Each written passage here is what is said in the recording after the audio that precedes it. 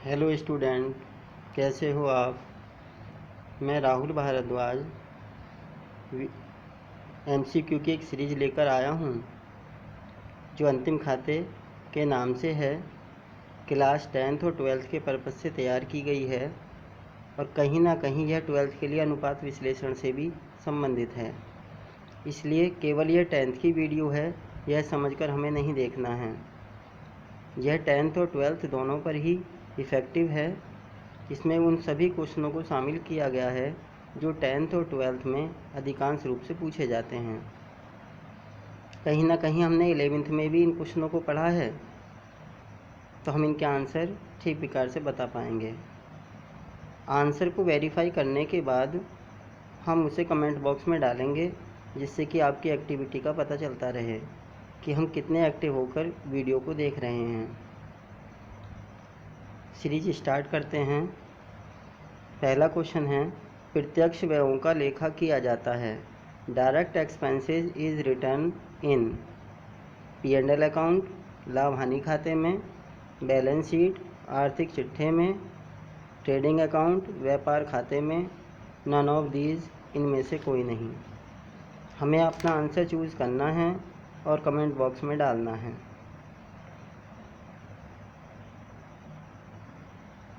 Timing का विशेष रूप से ध्यान रखना है कि हम इन क्वेश्चनों को 20 मिनट में ही कंप्लीट करें। इस क्वेश्चन का सही आंसर है ऑप्शन सी, ट्रेडिंग अकाउंट में। सेकंड क्वेश्चन पढ़ते हैं।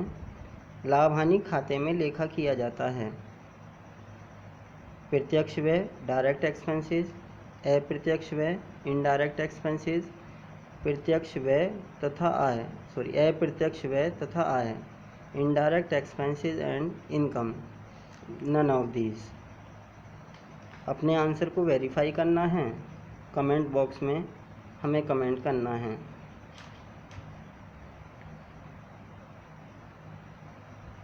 इस क्वेश्चन का सही आंसर है option C, direct expenses and indirect expenses and indirect income. क्योंकि हम जानते हैं कि डायरेक्ट एक्सपेंसेस ट्रेडिंग अकाउंट में लिखे जाते हैं, इनडायरेक्ट एक्सपेंसेस P&L अकाउंट में आते हैं और इनडायरेक्ट इनकम का लेखा भी हम P&L अकाउंट में करते हैं। क्वेश्चन नंबर 3, अदत्त मजदूरी का लेखा किया जाता है। ट्रेडिंग अकाउंट में, बैलेंस शीट में, बोथ ऑफ देम, दोनों में, P&L अकाउंट में, लाभ हानि खाते में।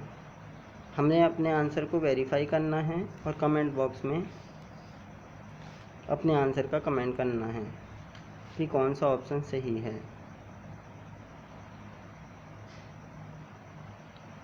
इस क्वेश्चन का आंसर है ऑप्शन सी, दोनों में। क्योंकि हम जानते हैं कि आउटस्टैंडिंग वेजेस एक एडजस्टमेंट है और एडजस्टमेंट का लेखा 2 खातों में किया जाता है, व्यापार खाते में और आर्थिक चिट्ठे में। क्वेश्चन नंबर 4, लाभ हानि खाता किसके द्वारा तैयार किया जाता है। साझेदारी फर्म, पार्टनरशिप, एकल व्यापारी, सोल ट्रेड, कंपनी द्वारा, ऑल ऑफ दीज, उपरोक्त सभी के द्वारा।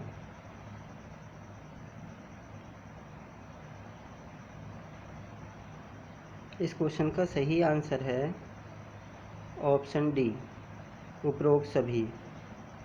सभी व्यापार अपने लाभ हानि ज्ञात करने के लिए लाभ हानि खाता तैयार करते हैं, चाहे वो साझेदारी फर्म हो, एकल व्यापारी हो, कंपनी हो, सभी को लाभ हानि खाता बनाना अनिवार्य होता है।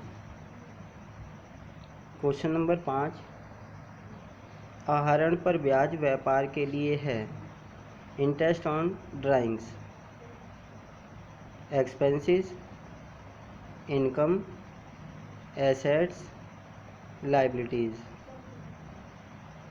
सभी को अपना आंसर वेरीफाई करना है और कमेंट बॉक्स में कमेंट करना है। आहरण पर ब्याज व्यापार के लिए है।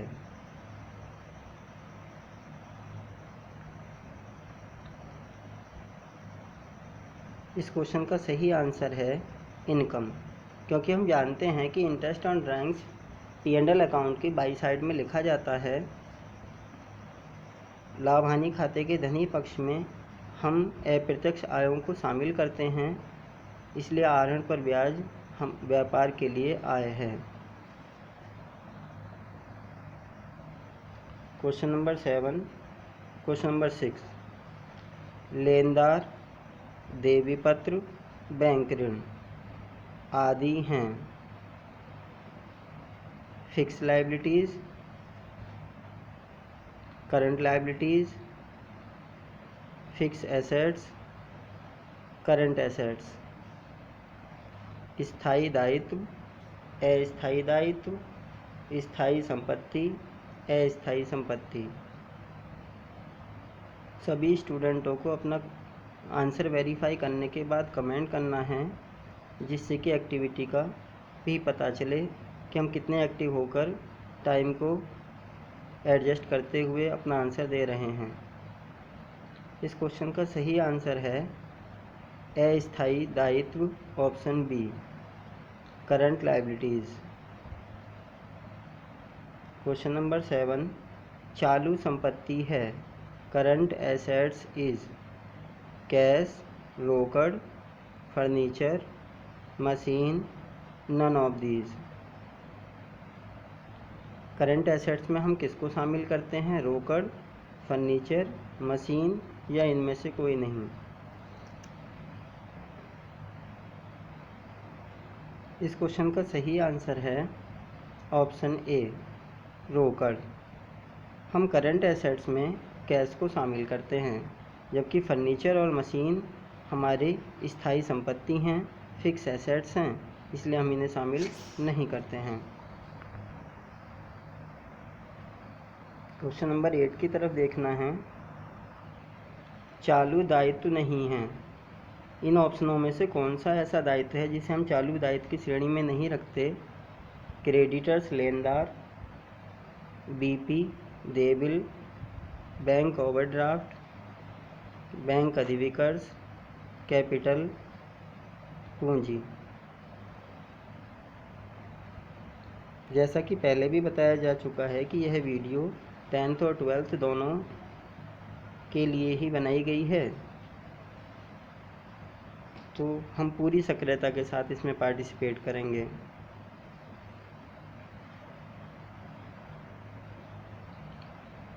इस क्वेश्चन का सही आंसर है ऑप्शन डी, कैपिटल, क्योंकि हम जानते हैं कि करंट लायबिलिटीज़ में लेनदार, देय बिल और बैंक अधिविकर्ष को शामिल किया जाता है, पूंजी को शामिल नहीं किया जाता है।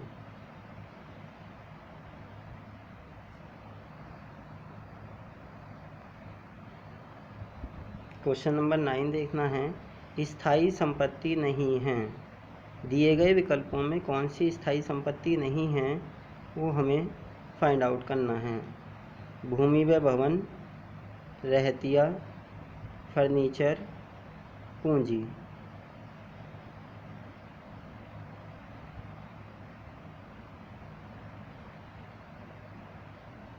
सभी को अपना आंसर वेरीफाई करके कमेंट करना है।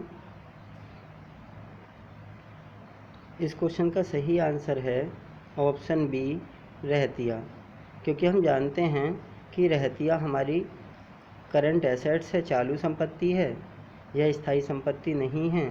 भूमि व भवन और फर्नीचर दोनों ही स्थायी संपत्ति हैं, जबकि पूंजी हमारे दायित्व पक्ष में लिखी जाती है, इसलिए रहतिया चालू संपत्ति है। क्वेश्चन नंबर 10, भूमि व भवन किसी व्यापारी की संपत्ति हैं, फिक्स एसेट्स,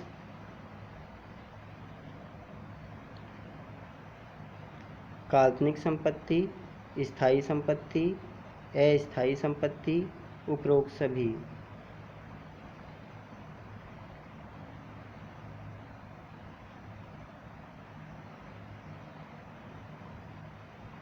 इस क्वेश्चन का सही आंसर है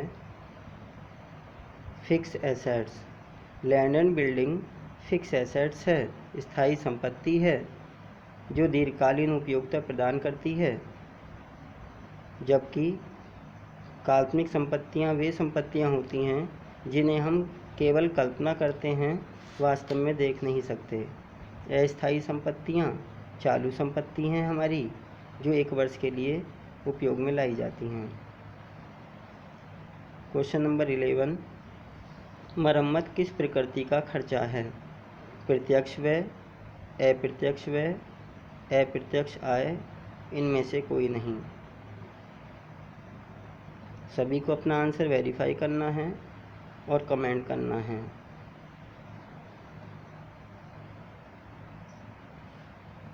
इस क्वेश्चन का सही आंसर है ऑप्शन बी, अप्रत्यक्ष व्यय, इनडायरेक्ट एक्सपेंसेस, क्योंकि हम जानते हैं कि मरम्मत लाभानी खाते के ऋणी पक्ष में दिखाई जाती है, इसलिए अप्रत्यक्ष व्यय है, क्योंकि लाभानी खाते में अप्रत्यक्ष खर्चों का लेखा किया जाता है।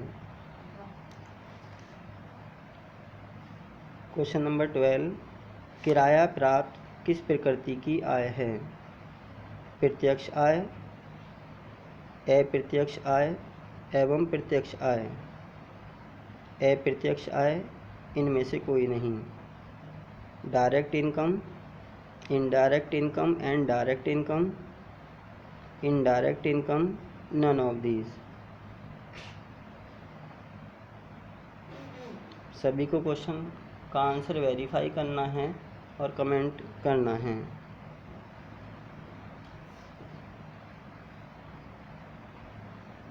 इस क्वेश्चन का सही आंसर है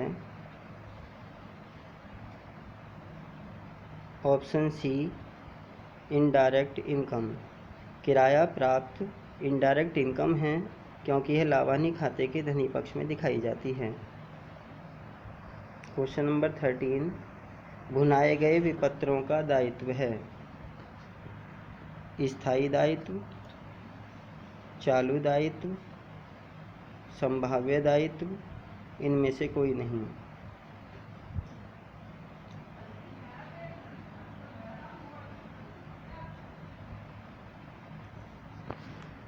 सभी को आंसर वेरीफाई करने के बाद कमेंट करना है, जिससे कि हम एक्टिविटी का भी अनुमान लगा सकें। भुनाए गए विपत्रों का दायित्व है, इस क्वेश्चन का सही आंसर है संभाव्य दायित्व। यह भविष्य की घटनाओं पर निर्भर करता है कि विपत्रों का भुगतान प्राप्त होगा, किया जाएगा अथवा नहीं,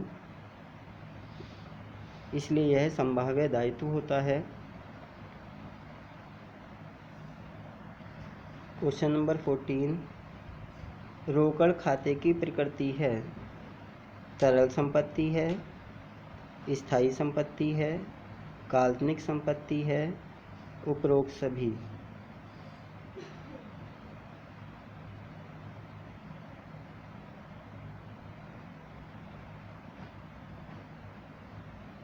इस क्वेश्चन का सही आंसर है ऑप्शन ए, तरल संपत्ति। रोकड़ खाता तरल संपत्ति है, क्योंकि हम जानते हैं कि तरल संपत्ति अथवा चालू संपत्ति वे संपत्तियां हैं जो 1 वर्ष के लिए उपयोग में लाई जाती हैं, अल्पकालीन उपयोग में लाई जाती हैं। तरल संपत्तियां कहलाती हैं जिनका उपयोग हम सबसे पहले व्यापारिक लेन देनों में करते हैं। क्वेश्चन नंबर 15, निम्न में से कौन सा व्यक्तिगत खाता है? मशीन, वेतन, आहरण, इनमें से कोई नहीं।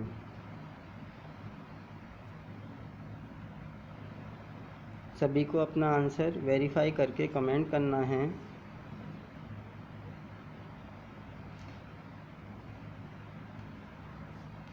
इस क्वेश्चन का सही आंसर है आहरण खाता, क्योंकि हम जानते हैं कि खाते 3 प्रकार के होते हैं, वास्तविक खाता, व्यक्तिगत खाता तथा अवास्तविक खाता। अवास्तविक खाता इनकम तथा एक्सपेंसेस से रिलेटेड होता है, जबकि वास्तविक खाता एसेट से रिलेटेड होता है। और व्यक्तिगत खाता किसी भी संस्था के नाम तथा लायबिलिटीज़ दायित्व से संबंधित होता है। क्वेश्चन नंबर 16, उपार्जित आय एक्रूड इनकम को संबंधित आय में जोड़ते हैं, लेखा नहीं करते हैं, घटाते हैं, इनमें से कोई नहीं। एक्रूड इनकम का लेखा किया जाता है जोड़कर, घटाकर, या लेखा नहीं किया जाता। हमें अपने आंसर को वेरीफाई करना है और कमेंट बॉक्स में कमेंट करना है। इस क्वेश्चन का सही आंसर है ऑप्शन ए, जोड़ा जाता है, जोड़ते हैं। एक्रूड इनकम को हम रिलेटेड इनकम में प्लस करते हैं, संबंधित आय में जोड़ा जाता है।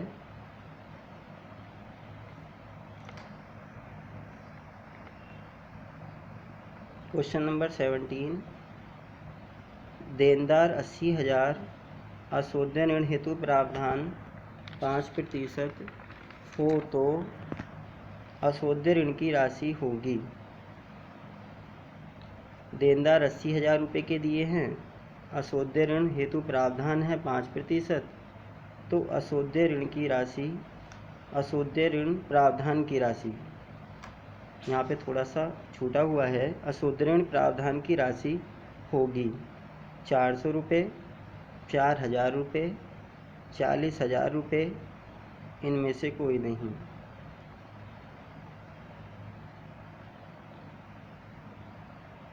इस क्वेश्चन का आंसर हमें कैलकुलेट करके देना है और कमेंट बॉक्स में कमेंट करना है। ये छोटी छोटी कैलकुलेशन हमें माइंडली कैलकुलेट करनी होती हैं, जो हमारी माइंडली कैलकुलेशन पावर को इंक्रीज़ करती हैं।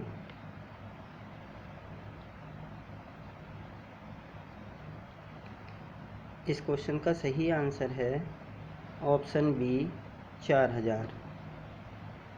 क्वेश्चन नंबर 18, उपरोक्त प्रश्न में आर्थिक चिट्ठे में कितनी धनराशि दिखाई जाएगी। यह क्वेश्चन 17 की हेल्प से होना है। सूचनाएं क्वेश्चन नंबर 17 में हैं। उपरोक्त प्रश्न में आर्थिक चिट्ठे में कितनी धनराशि दिखाई जाएगी। इसका मतलब देनदार को कितनी धनराशि से दिखाया जाएगा। 84,000, 80,000, 76,000, इनमें से कोई नहीं। अपने आंसर को वेरीफाई करना है और कमेंट बॉक्स में कमेंट करना है।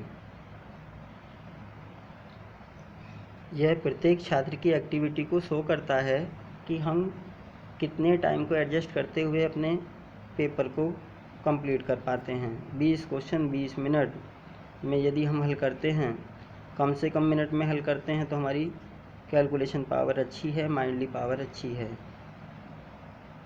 इस क्वेश्चन का सही आंसर है ऑप्शन सी, 76,000, क्योंकि हम जानते हैं कि आर्थिक चिट्ठे में देनदारों में से प्रावधान की राशि को घटा दिया जाता है। क्वेश्चन नंबर 19, यदि अंतिम रहतिया तलपट में दिया गया है तो लेखा होगा। यदि क्लोजिंग स्टॉक को तलपट में दिखाया गया है तो लेखा किया जाएगा व्यापार खाते में, आर्थिक चिट्ठे में, दोनों में, इनमें से कोई नहीं।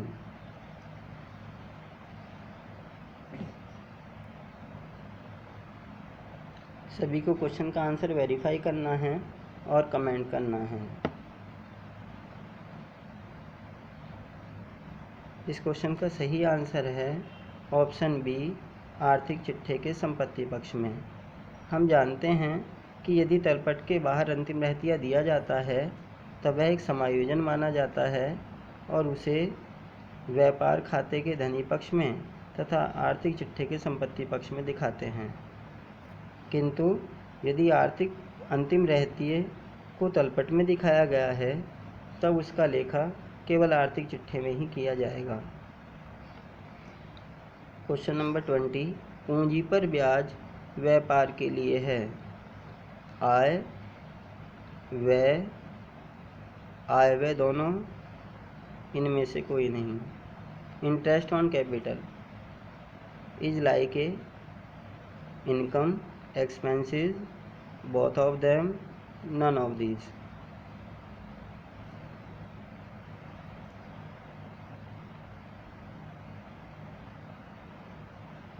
इस क्वेश्चन का सही आंसर है ऑप्शन बी, एक्सपेंसेस। क्योंकि हम जानते हैं कि पूंजी पर ब्याज, इंटरेस्ट ऑन कैपिटल का ट्रांजैक्शन हम P&L अकाउंट के डेबिट साइड में करते हैं, लाभ हानि खाते के ऋणी पक्ष में, इसलिए इसे व्यय माना जाता है। यदि आपको मेरा यह प्रयास अच्छा लगा हो तो वीडियो को लाइक करें, शेयर करें, सब्सक्राइब करें, चैनल को सब्सक्राइब करें और अधिक से अधिक शेयर करें। धन्यवाद।